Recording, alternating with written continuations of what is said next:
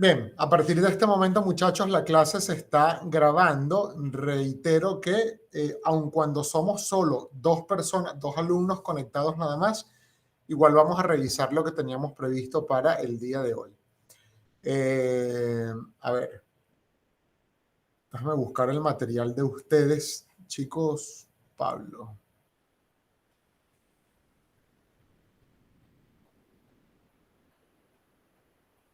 Pablo, tú estabas con Nicolás, ¿correcto? Sí, profe. Ok, chévere. Vamos a ver este material entonces. Dame un segundo.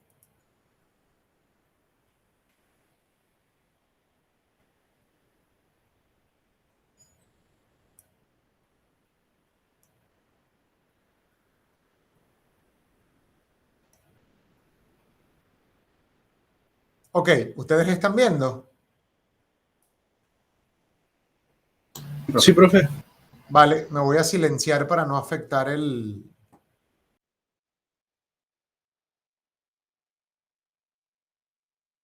Buenos días, mi nombre es Nicolás González y le doy la bienvenida a la entrevista. Nos encontramos con la diputada de Revolución Democrática por la región de Antofagasta y candidata a la reelección, Catalina Pérez. Muy buenos días, señorita Catalina. Muy buenos días. Primero que todo, cuéntanos, ¿cómo ha ido su campaña electoral y qué actividades han realizado en la región? Han sido semanas muy intensas de campaña, de estar en la calle, de estar conversando con los vecinos y vecinas, de contarles no solamente de nuestro programa para la región de Antofagasta, sino que también del programa de Gabriel Boric para el país. Creemos que es necesario para un gobierno de cambio, para un gobierno transformador, tener también mayorías parlamentarias comprometidas con el medio ambiente, con la descentralización, con más cultura, trabajo, educación, con las pensiones dignas para los chilenos y chilenas, y en eso hemos estado trabajando. Entre sus propuestas de campaña hay un gran enfoque en la descentralización. ¿Por medio de qué propuestas tiene pensado lograr esta descentralización? Creemos que por un lado, cuando hablamos de descentralización política. Por ejemplo, nos la jugamos para poder hacer realidad la elección de gobernadores y gobernadoras regionales, que el gobierno quería postergar.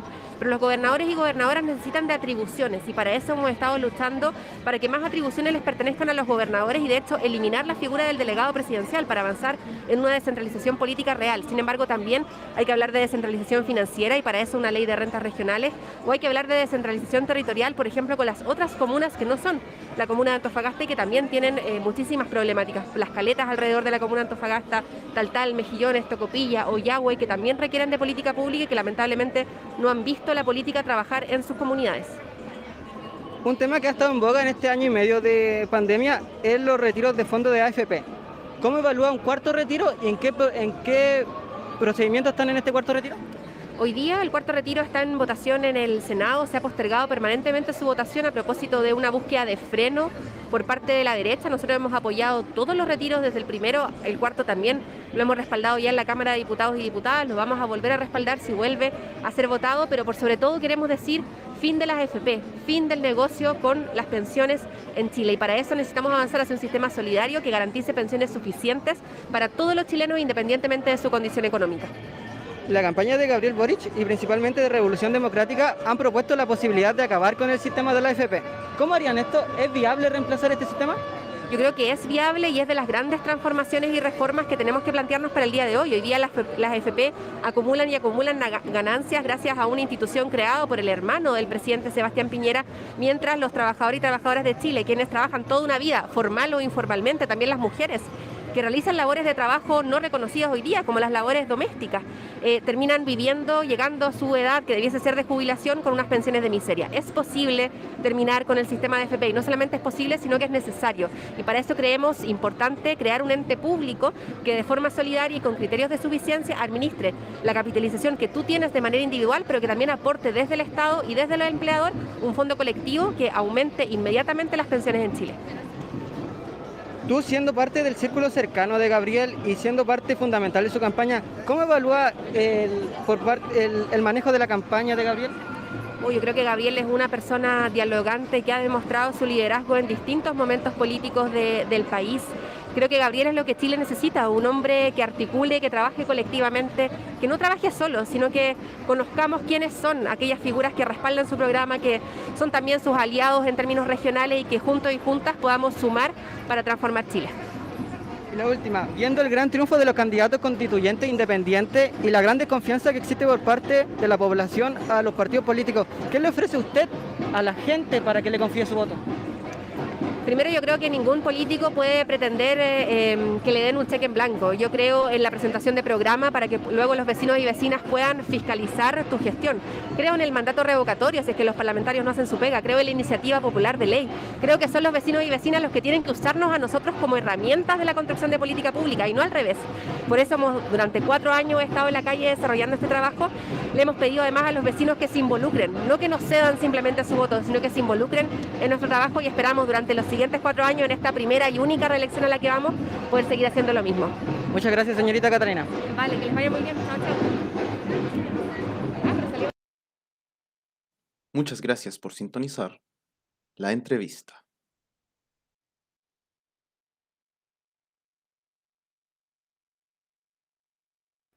Ya, chévere. Pablo, Dígame, profesor. cuéntame cómo le fue con la realización de esta entrevista. ¿Qué tal?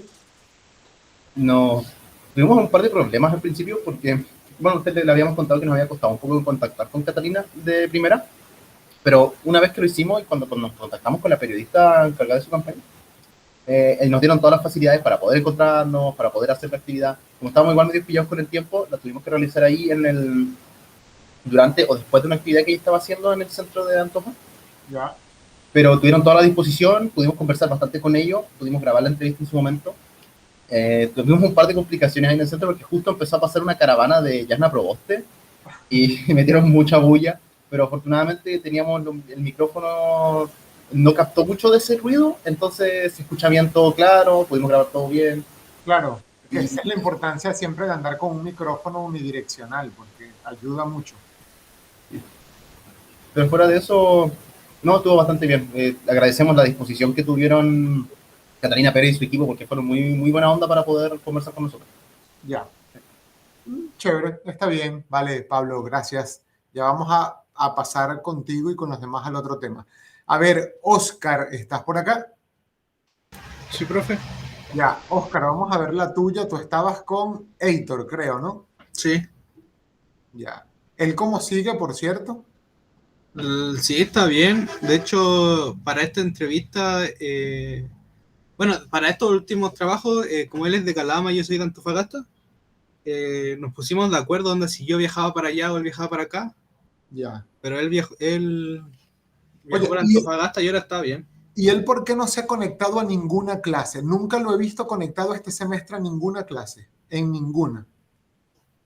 No sé, creo que se conectaba como al inicio del semestre, pero después dejó. No, no, yo creo que si se conectó a una clase fue mucho. ¿Sabes qué? Si hablas con él, coméntale eso, por favor, que yo te estoy diciendo y que además, obviamente eso le va a afectar el tema de la calificación por participación, porque si no está en clase, ¿cómo participa? Sí. ¿Le digo que se ponga en contacto con usted? No, ¿O le explico solamente yo? Explícale como él desee, como él lo considere. Ya. Vamos a poner la entrevista tuya.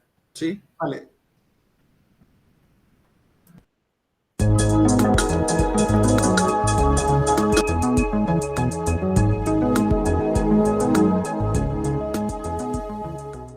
Bueno, muy bien, sean todos bienvenidos a Minuto Informa. En la ocasión de hoy hablaremos sobre el tema Meta, que viene siendo un gran cambio no solo en la empresa Facebook, sino que también una gran revolución hacia las redes sociales o el Internet en general. Hoy en día tenemos a nuestro invitado Alfredo Gutiérrez, quien es el subdirector académico del AIEP Antofagasta y también trabaja en comunicaciones en Delta UCN. Hola, ¿qué tal? Buenas tardes. Muy buenas tardes, ¿cómo se encuentra el día de hoy? Bastante bien, gracias. Gracias también por invitarme a su programa. Bueno, como expliqué al principio, hablaremos sobre este cambio de, por así decirlo, de imagen y también del nombre de la empresa Facebook, que ahora procede a llamarse Meta. Sí, bueno, Facebook ha sido una de las empresas que más ha revolucionado la manera en que nosotros nos conectamos con las otras personas. Fue quizás la primera red social que golpeó un poco a otras generaciones. Ustedes llegaron más tarde y por tanto tal vez conocieron Instagram o TikTok o Twitch, ¿cierto? Que son más actuales. Sin embargo, generaciones más antiguas aún se mantienen un poco asociadas a lo que es Facebook, y es una empresa compleja porque trabaja con datos, ¿cierto? Uno cuando ingresa entrega sus datos. Muchos datos personales, la verdad. Claro, y uno aprieta aceptar, ¿cierto? Y ni siquiera revisa qué está entregándole al otro, y eso ha sido problemático. Por tanto, y a propósito también de los Facebook Papers, creo que se llamaba el concepto, Sí. que esta mujer que trabajaba en la empresa y que luego en el fondo liberó información respecto a cómo se trataban justamente los datos de las personas sin ningún tipo de escrúpulo. Y bueno, y no es casualidad también que ahora estemos un poco frente a esta especie de cambio de traje o cambio de piel para decirle al mundo que hay una nueva visión y una nueva forma de trabajar con las personas. Sin embargo, las críticas han sido súper complejas porque las personas tienden a no cuestionarse la entrega de datos, y Facebook los aprovecha y los vende al mejor postor, ¿cierto? Eso es una de las líneas problemáticas. Una de las críticas que se le hace también a esta plataforma es que va a acrecentar esta adicción a la tecnología. Es decir, que los futuros adultos van a tener, entre comillas, ¿cierto?, mayores problemáticas y dificultades para relacionarse con el otro. Vamos a estar tan inmersos en la tecnología, sí. De hecho, tocó un tema muy interesante, que es las relaciones sociales. Tomémoslo del lado de la pandemia, ya que es como un tema actual y relevante que seguimos viviendo en este caso. ¿Crees que el tema del metaverso o seguir relacionando relaciones sociales, pero en este mundo virtual, viene de mano también sobre cómo dejamos de tener este contacto entre nosotros durante estos 2 años de pandemia? Sí, claro. Bueno, a propósito de que muchas empresas lograron llevar a sus trabajadores al hogar, y ahora estamos haciendo el proceso inverso, que es que la gente vuelva a la presencialidad. Muchos han tenido problemas para relacionarse con el otro. Fíjense que incluso las cifras de violencia aumentaron dentro del hogar, y eso también podría proyectarse a la gente fuera del hogar. Uno mira de reojo a aquellas personas cuando estornudan o cuando en el fondo uno anda con miedo y puede reaccionar de manera violenta. Me acuerdo de otra película a propósito que se llama The Surrogates, que es una película de ciencia ficción donde Bruce Willis justamente tenía una problemática muy similar. Ellos vivían en sus casas, vivían con su esposa y no se veían. Cada uno estaba en su habitación, pero quienes se veían, o sea, el contacto lo hacían a través de unos robots, ¿cierto? Un robot que los reemplazaban de manera metálica, y ellos ya decidieron no verse. Entonces estaban en pijamas todo el tiempo en sus camas, y sus robots iban a trabajar, y iban a fiestas, mantenían incluso relaciones sexuales, mientras ellos, en el fondo, entre comillas, disfrutaban con esta representación virtual de su yo proyectado. ¿Crees que esa sea como la visión principal o el objetivo al que quiere llegar, en este caso, Mark Zuckerberg, con este proyecto? Vivir es complejo, vivir es difícil, y muchas veces nosotros como sociedad buscamos caminos para distraernos o abstraernos. La religión, la política, el alcohol, las drogas, ¿cierto? Pueden ser caminos que nos lleven a desentendernos de la realidad.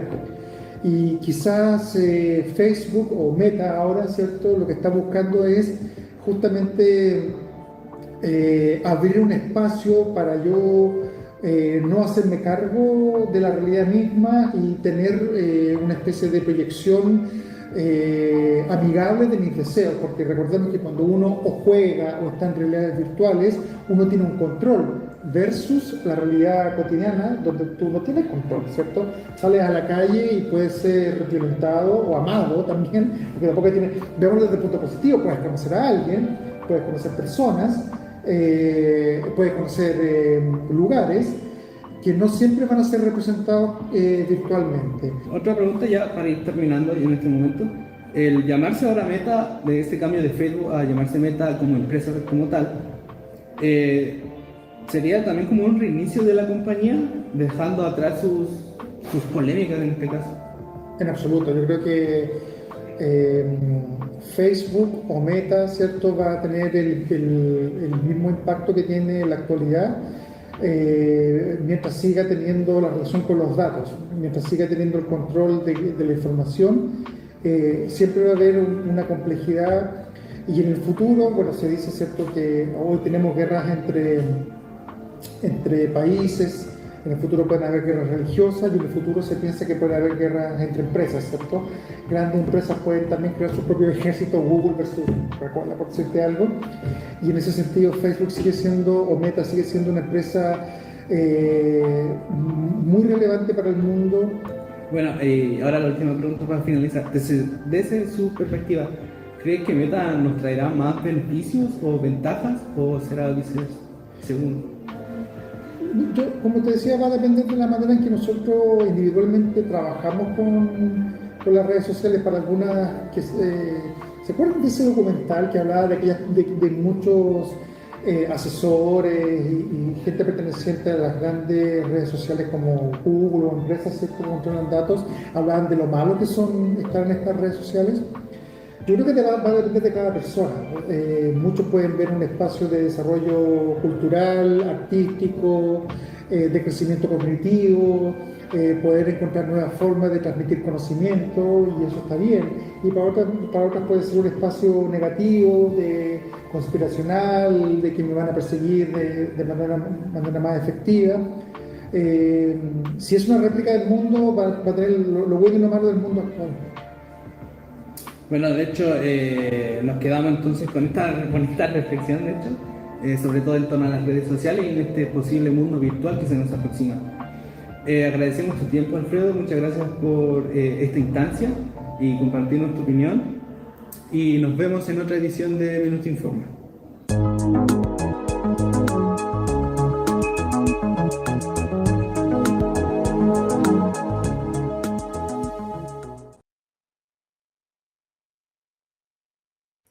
Chévere, estuvo bastante bien.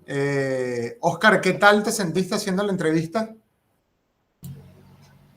Al principio nervioso, porque bueno, era como la primera el trabajo presencial o entrevistando a la persona en este caso, porque los otros trabajos siempre han sido como por cámara, por Meet o así, y esto fue presencial, volviendo a la realidad como los trabajos que hacíamos. Entonces sí me sentí nervioso, pero yo pensé que iba a estar mucho más nervioso, que las palabras no me iban a salir. Entonces, y bueno, igual ahí me compliqué con a qué cámara mirar, porque habían dos y miraba como a cuál miro ahora, pero no, siento que salió bien esta entrevista y todo. Ya, qué bueno. Qué bueno, gracias, Oscar. Diego Ocranza. Diego, hola, buenas tardes. Buenas tardes, profe. ¿Cómo estás? Bien. Diego, tú hiciste pareja con... ya lo vi, con Antonia Córdoba y Eduardo Elgueta. Sí. Vamos a ver el trabajo de ustedes, ¿vale? Ya.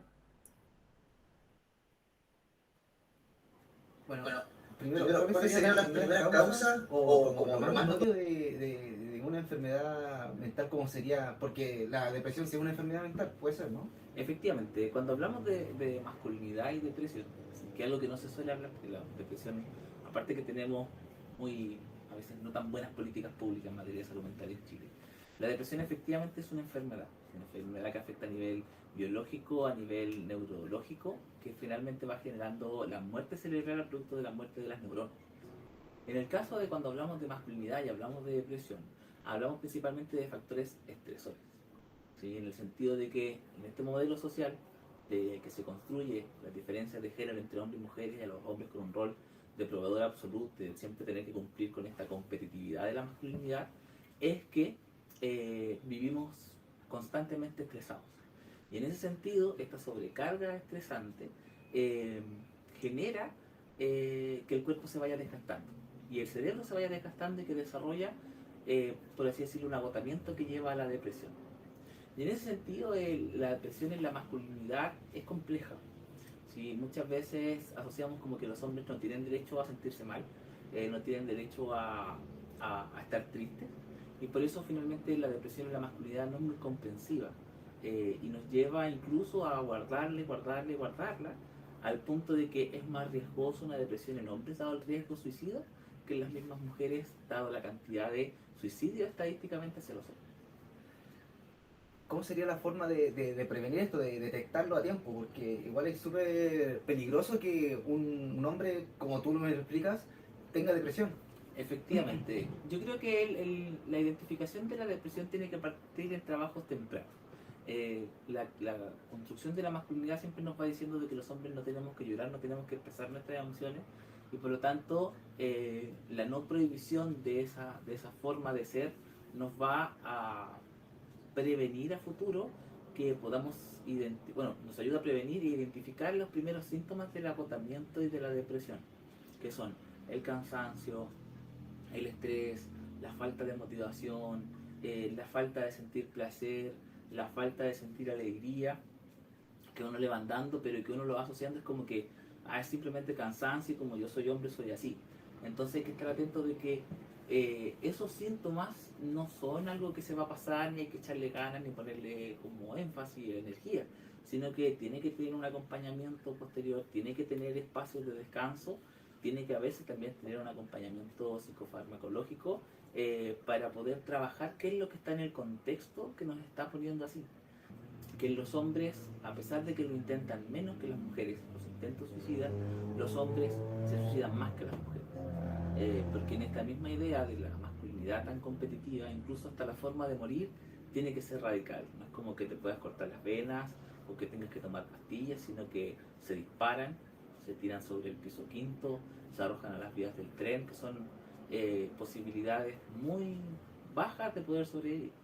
Entonces, es el llamado que nosotros llamamos a cuidar y prevenir la salud mental, sobre todo en la fecha que se viene pronto, que es el Día Internacional de los Hombres, que es el 19 de noviembre, que mucha gente lo desconoce. También, no es porque darle mérito, está muy cerca del 25 de noviembre, que es el Día Internacional de la No Violencia contra las Mujeres, pero el 19 de noviembre, que es el Día Internacional de los Hombres, tiene el fin que es la protección de la salud de los hombres, ¿sí? Sobre todo de la salud mental, en el sentido de la depresión, pero también en la otra protección que es de la salud física y sexual de los hombres, ¿sí?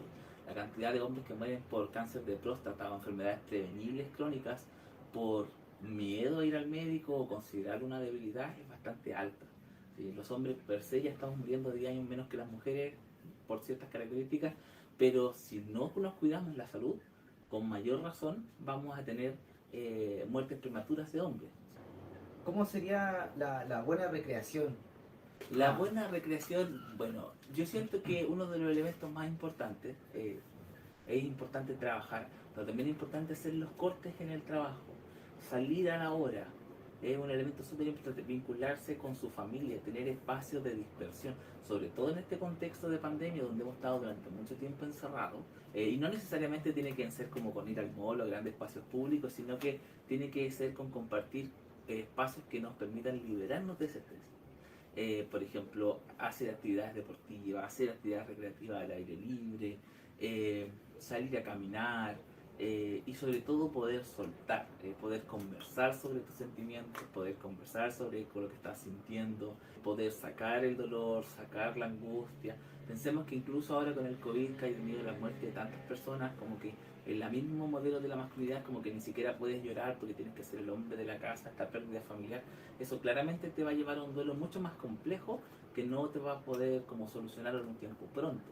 Entonces, buscar estos espacios de protección, buscar espacios de recreación y buscar acompañamiento psicológico, social o espiritual, como tú lo quieras ver, como tú te sientas más seguro, te va a ayudar a liberar toda esa carga que tú estás llevando y que efectivamente se transforma en una carga biológica que te va haciendo daño. Sobre todo cuando hablamos de jóvenes y adolescentes, es distinto a cuando pensamos de masculinidad, de personas de 30, 40 años, que son muy distintas.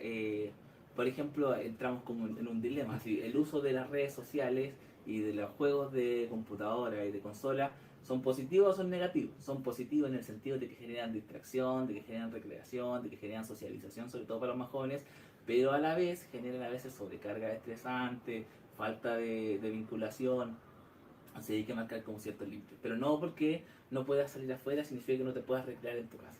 Claro. Puedes hacer ejercicio en tu casa, puedes jugar, puedes compartir con tu familia, puedes contar historias, puedes ver películas. Pero lo importante, siempre yo considero, sobre todo cuando estamos hablando de masculinidad, es hablar. Es hablar, es soltar, es decir, es sentir. Los hombres nos guardamos mucho. Y eso nos va haciendo una carga muy potente que en el decir podemos liberar más que en el hacer muchas veces.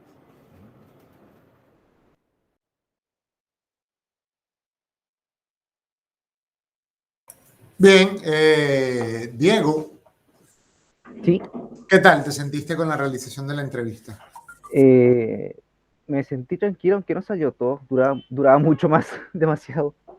Ya. Pero tú sabes que me llamó la atención que no vi ni siquiera presentación ni despedida. O sea, no hubo como ni una ni una presentación, eso, ni un cierre. Fue como bien cortado. Sí, Ya. Pero ¿te pareció buena la experiencia? sí, Ya, sí, sí. chévere. Ya va, déjenme. Ok. Bien, chicos.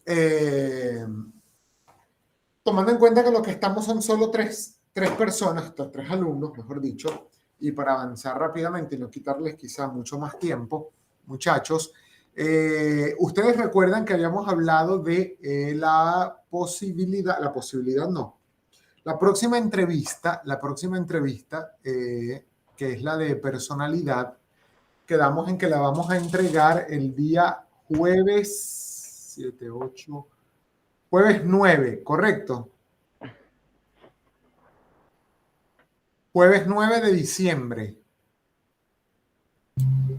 Sí, profe. 9 de diciembre, ya. El próximo jueves 3 de diciembre, 2, perdón, de diciembre, nosotros vamos a hacer la reunión formal de pauta para que ustedes me presenten por cada grupo los temas, la persona que van a entrevistar en esa entrevista de personalidad. Oscar, en el caso de ustedes, como son un grupo de 3, de Diego. Sí, yo. En el caso de ustedes, como son un grupo de 3, yo voy a necesitar que para esa entrevista haya 2 entrevistadores. Ya. ¿Ok? Conversa con Antonia y con el Guetta para que estén todos organizados en torno a esto. ¿Ok? ¿Ustedes tienen alguna duda, alguna inquietud respecto de lo que va a ser esa entrevista? O sea, nuestra inquietud más grande era si se mantenía el grupo o no. Sí, el grupo, yo lo dije desde un principio, el grupo se tiene que mantener sí o sí igual porque tienen que rotar ahora los roles. Por ejemplo, Diego, tú no puedes entrevistar de nuevo en la otra entrevista. Claro. Te encargarás de otras cosas, ¿ok? Pero no de ser entrevistador. ¿Vale? Sí. Lo mismo aplica para Pablo, para Oscar, para el resto de las personas de la clase. ¿Ok? Bien, chicos, ¿algo más que quieran consultar? Yo quería consultar, profe, sobre el entrevistado, porque tenemos que hacer la entrevista de semblanza ahora, ¿cierto? Correcto. ¿Algún personaje, alguna característica en particular que deba tener el personaje que entrevistemos? ¿O simplemente quien sea mientras la podamos hacer interesante? No, o sea, tampoco quien sea, pero las características son las mismas de las que siempre hemos hablado. Tiene que ser algo noticioso, informativo y que obviamente sea de interés del público. Que tendría que ser un entrevistado relacionado a algún evento reciente, algo así. O sea, mientras sea más noticioso, mejor, claro. Gracias, profe. Vale. De nada. Bueno, chicos, si no tienen más consultas, nos vamos a ver el próximo jueves 2 de diciembre para la reunión de pauta, donde ya ustedes deberían traer la propuesta de invitado, ¿ok? Para esa entrevista de personalidad. Vale. Sí, Que estén bien, chicos. Sí, profe. Buenas tardes. hasta luego, profe. luego. Hasta Hasta luego. luego.